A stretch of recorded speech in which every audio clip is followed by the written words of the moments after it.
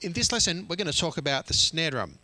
The snare drum sometimes gets a bit of a bad rap, right? People sometimes say, oh, the snare drum, it's only got one sound, it's really short staccato sound, and therefore it's not very musical. I disagree.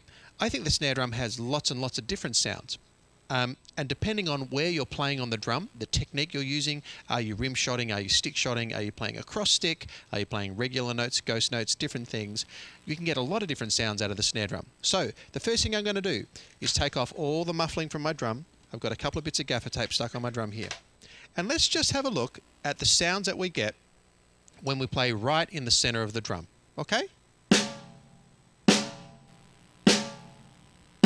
Now you can hear, because I've got no muffling on the drum whatsoever now, you can hear there's some overtones and harmonics going on there after the sound. Now let's observe how the pitch of the drum changes and how more of those overtones and harmonics come into the sound the further away from the center that I play. Right? So instead of playing right in the center, what if I play here? What about halfway in between them both? What about towards the edge? So already I'm getting a bunch of different sounds just depending on where on the drum I'm hitting. Am I hitting in the center? Or towards the edge? Okay, so let's just say I've got, say, 5 sounds there. Well, what if I do the exact same thing again with rim shots? I'll rim shot right in the middle. So I'm hitting the center of the drum and the rim at the same time. Now, further away. Further away again. And right towards the edge.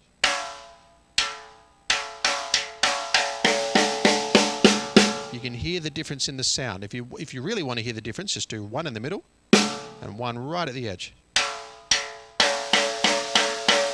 Okay, what if I turn the snares off and do all of that again?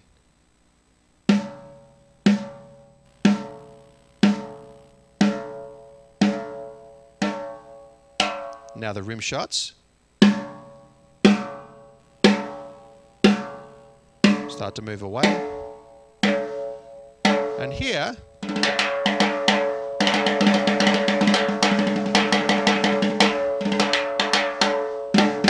right, now I'm starting to sound like it's in Bali.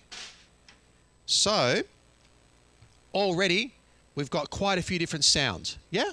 Let's have a look at some more. I can do all of that again with stick shots. In the center, towards the edge a bit, a little bit higher. Right. Okay, from here, you can do that thing, you can do this one.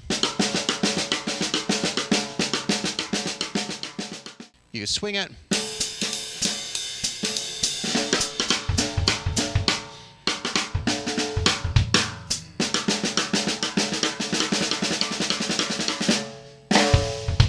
Okay, so next, let's talk about maybe doing some rim taps, yeah?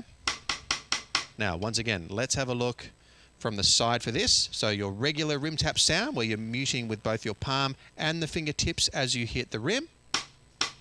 Right, you can use that in different styles. Latin jazz. Bossa Nova. Jazz.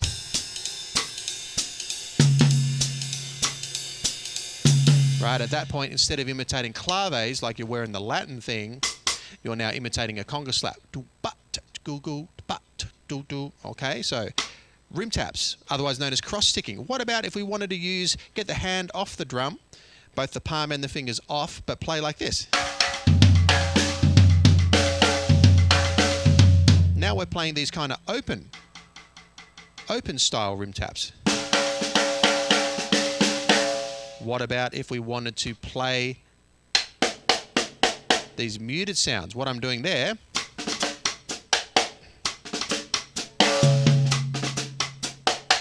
is pushing hard on the drum. So instead of just a regular position like this, where I'm going up and down, I'm pushing with my palm. And that's then getting That kind of sound, right? So you can mix and match now.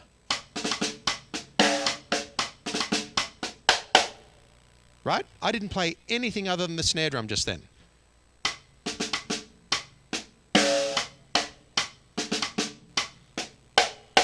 What about flams?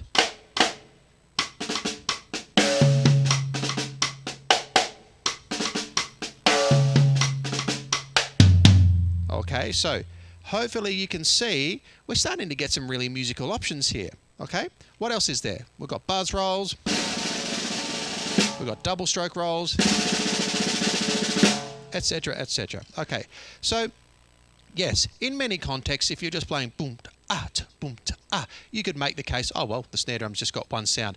But when you start to approach the drum like a musician, and you think about tone color and variation and different dynamics and different genres of music, it pays to really listen to a lot of different music from around the world. And you go, oh, okay,